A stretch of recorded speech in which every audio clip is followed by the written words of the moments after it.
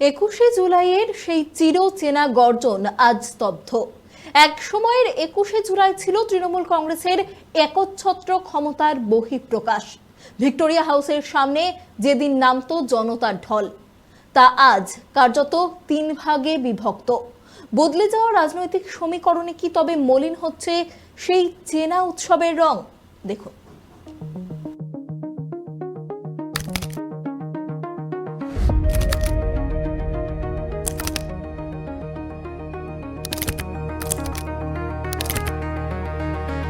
বদলের বাংলায় রাজনীতিতে এক নজিরবিহীন অধ্যায়।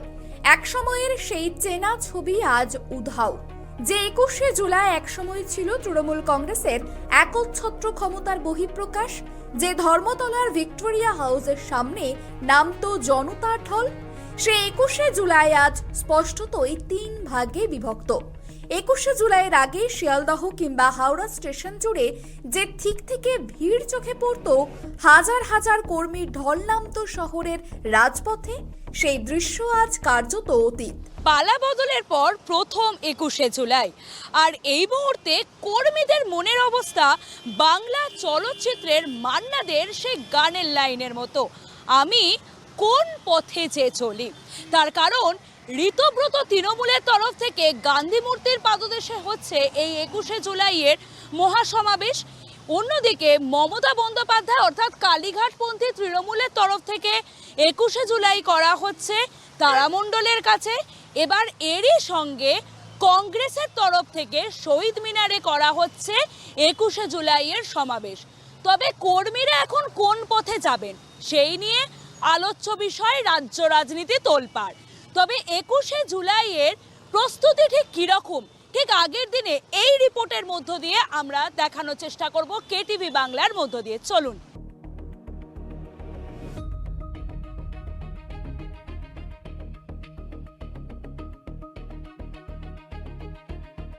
তারা সবসময় মমতা ব্যানার্জির সঙ্গে থাকবে, আগামী দিনেও থেকেছে, এখনও অবধি থাকবে।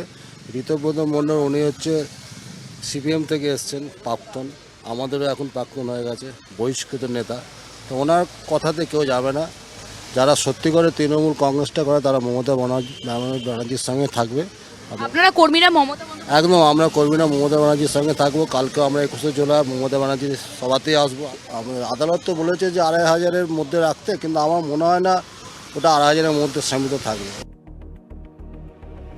এবার অন্য রকম 21শে জুলাই। ভোটে পর্যদস্ত হওয়ার পর ভেঙে খান খান হয়ে গিয়েছে মমতা বন্দ্যোপাধ্যায়ের দল। তবে দল ভাঙলেও আলাদা করে আদালতের নির্দেশে বিড়লা তারামণ্ডলের সামনে শহীদ সমাবেশের আয়োজন করছে কালীঘাট তৃণমূল শিবির। পুলিশের অনুমতি না পেয়ে কলকাতা হাইকোর্টে গিয়ে সরাসরি পারমিশন নিয়েছে মমতা বন্দ্যোপাধ্যায়ের তৃণমূল কংগ্রেস। কলকাতা হাইকোর্টের তরফে একেবারে নির্দেশিকা দেয়া হয়েছে যে বিড়লা প্ল্যানেটোরিয়ামের সামনে মমতা বন্দ্যোপাধ্যায়ের যে তৃণমূল কংগ্রেস তারা 21শে জুলাই পালন করতে পারবে। কর্মী সংখ্যা এবং সময় সেটাও কিন্তু একেবারে নির্ধারিত করে দেওয়া হয়েছে। ভিক্টোরিয়া হাউসের সামনে যেভাবে রাস্তা বন্ধ করে 21শে জুলাই পালন করতো তৃণমূল কংগ্রেস, সেই জিনিসটা এবারে কিন্তু করতে পারবে না তারা।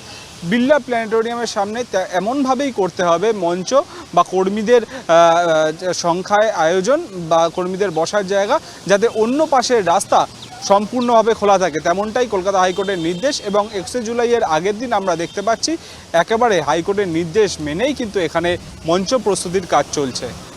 এবারে আমাদের বিড়লা প্ল্যানেটোরিয়ামের এখানে করতে বলা হয়েছে, হাইকোর্টের নির্দেশে হচ্ছে। আমরা হাইকোর্টের নির্দেশ অক্ষর অক্ষরে পালন করছি। এবং একটা জিনিস বলে দিতে চাই যে মমতা ব্যানার্জি মানে 21শে জুলাই। মমতা ব্যানার্জির নেতৃত্বেই ভোটার আইডেন্টি কার্ড দাবিতে আমাদের আন্দোলন হয়েছিল, 13 জন শহীদ হয়েছিল। সেই শহীদদের স্মৃতিতর্পণ 37 বছর ধরে আমরা করে এসেছি। এবং এবছর আমাদের ভিক্টোরিয়া হাউসের সামনে করতে অনুমতি দেয়নি নতুন সরকার বিজেপি, তাই জন্য আমাদের এখানে করতে হচ্ছে। অন্যদিকে পিছিয়ে নেই ঋতব্রতপন্থী তৃণমূলের 21শে জুলাইয়ের প্রস্তুতি। মেয়র রোডে জোর কদমে চলছে ঋতব্রত তৃণমূল শিবিরের মঞ্চ বাঁধার কাজ। ঋতব্রতপন্থী তৃণমূল কংগ্রেসের শহীদ সমাবেশ হতে চলেছে গান্ধী মূর্তির পাদদেশে। পুলিশের অনুমতি নিয়ে মমতা বন্দ্যোপাধ্যায়ের এক সময়ের সঙ্গীরা ফিরহাদ হাকিম থেকে শুরু করে মদন মিত্র, তারা আগামীকাল এই গান্ধী মূর্তির পাদদেশেই শহীদ সমাবেশ করতে চলেছেন মমতা বন্দ্যোপাধ্যায়ের থেকে আলাদা হয়ে। 21শে জুলাইয়ের প্রেক্ষাপট এবং তার সঙ্গে জড়িয়ে থাকা ইতিহাসের কথা মাথায় রেখে এবার শহীদ মিনারে প্রস্তুতি চলছে কংগ্রেসের শহীদ দিবসের মঞ্চ বাঁধার। মমতা বন্দ্যোপাধ্যায় সরকার থাকাকালীন কংগ্রেসের যে 21শে জুলাইয়ের শহীদ সমাবেশ সেটা কার্যত অনেকটাই ফিকে বা ছোট করে করা হতো, কিন্তু রাজ্যে পালাবদলের পর কংগ্রেসের তরফে এবারে কিন্তু শহীদ মিনারে শহীদদের সমাবেশ করা হচ্ছে। সেখানেও বড় মঞ্চ করা হয়েছে এবং সেখানেও কিন্তু 21শে জুলাই তারা বড় করে পালন করবেন এবার। এই 21শে জুলাইকে কেন্দ্র করে শুধু স্টেশন বা বাস টার্মিনাসই নয়, সবার আগে রাতের সেই পরিচিত কোলাহল আজ উধাও। নেতাজি ইনডোর, গীতাঞ্জলি স্টেডিয়াম থেকে সেন্ট্রাল পার্ক, আজ সবটাই যেন খাঁ খাঁ করছে। জেলা থেকে আসা কর্মীদের থাকার সেই গমগমে পরিবেশ কিংবা সেই আমোদ প্রমোদের ডিমভাত উৎসব আজ শুধুই স্মৃতি। মাঠগুলো খালি, নেই আগের মতো কর্মীদের হাঁকডাক। ওরা তো এখন সব জায়গা বন্ধ করে দিয়েছে, দিতে দেয়নি, ধর্মশালাগুলোকেও দিতে দেয়নি। এই তো বালুরঘাটের কর্মীরা এখানে এসে বলছে আমরা আমাদের মতো করে থাকার কথা বলছি, তাদের ব্যবস্থা করার কথা বলছি। এই জিনিস চলতে পারে না। বিরোধীদের কণ্ঠ রোধ করে দেওয়া, বাক স্বাধীনতা রোধ করে দেওয়া, এটা গণতন্ত্র বলে না, গণতন্ত্র এ কথা বলে না। একমাত্র কোনো জরাফুলকে চিনি আর একমাত্র দিদিকেই চিনি, দিদি ছাড়া আমি কাউকে চিনি না। কিন্তু এখন তো 3টে দিকে করা হচ্ছে। হ্যাঁ, এখন দিদি ভরসা, দিদি একমাত্র ভরসা, দিদি আছে। আমরা দেখেছি 21শে জুলাই ডিম ভাত খাওয়ানো হতো, হ্যাঁ, এবারে কি হবে? এবারও হবে, হবে মনে হচ্ছে, জানি না কি হবে। কিন্তু লোকজন তো আনা হয়নি নেতাজি ইন্ডোর স্টেডিয়াম, গীতাঞ্জলি, যেখানে যেখানে এরা আমরা করতে পারমিশন পাইনি, এর হয়নি। যে রাজনৈতিক মঞ্চ থেকে একদা সমগ্র রাজ্য কাঁপানো বার্তা দেওয়া হতো, বিধিনিষেধ আর রাজনৈতিক সমীকরণের জাঁতা করে পড়ে আজ সবটাই সংকুচিত। পালা বদলের পর 21শে জুলাই তাই লালবাজারও কড়াভাবে সতর্ক রয়েছে। ধর্মতলা থেকে লালবাজার, আবার ধর্মতলা থেকে ভিক্টোরিয়া হাউস, 163 ধারা বিএনএস জারি করা রয়েছে, যেটা আগে 144 ধারা ছিল। এছাড়াও শুধুমাত্র 21শে জুলাই গোটা তিলোত্তমা শহর জুড়ে থাকছে 5000 থেকে 5500 পুলিশ বাহিনী, যেখানে থাকছে ডিসি পদমর্যাদার আধিকারিকরা, এসি পদমর্যাদার আধিকারিক থেকে শুরু করে একাধিক উচ্চ পদস্থ আধিকারিকরা। এছাড়া ড্রোন থেকে শুরু করে ওয়াচ টাওয়ারের মধ্য দিয়ে থাকবে নজরদারি, সঙ্গে পিসিআর ভ্যানও থাকছে, কুইক রেসপন্স টিম থাকছে। এছাড়া মহিলাদের সহায়তার জন্য যে পিঙ্ক বুথগুলো রয়েছে সেই পিঙ্ক বুথগুলোকেও বিশেষ দায়িত্ব দেওয়া হয়েছে। তাই নিরাপত্তায় যাতে কোনো গাফিলতি না ঘটে সেই দিকেও কিন্তু নজর রাখছে কলকাতা পুলিশ। সময় গড়িয়েছে, বদলেছে সরকার, আর তার সঙ্গে বদলে গিয়েছে রাজনীতির সংজ্ঞা।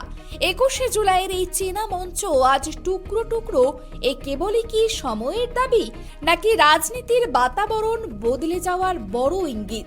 বাংলায় একটা প্রবাদ আছে জানেন তো, সময় চলিয়া যায় নদীর স্রোতে প্রায়। আর পালা বদলের পরও 21শে জুলাই ফিকে হচ্ছে। যেখানে দাঁড়িয়ে রয়েছে, পিছনেই রয়েছে ভিক্টোরিয়া হাউস।